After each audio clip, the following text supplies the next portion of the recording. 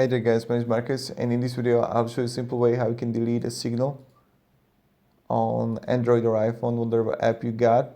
So when you're in Signal, you want to go to the top left corner, it's your profile.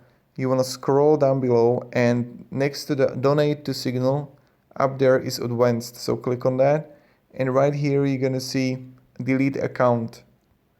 You need to click on it, and now delete your account info and profile photo, delete all your messages.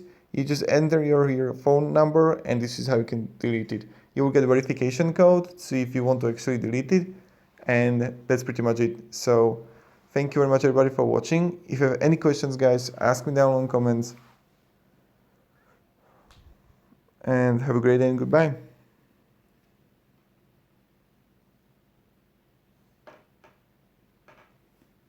See ya.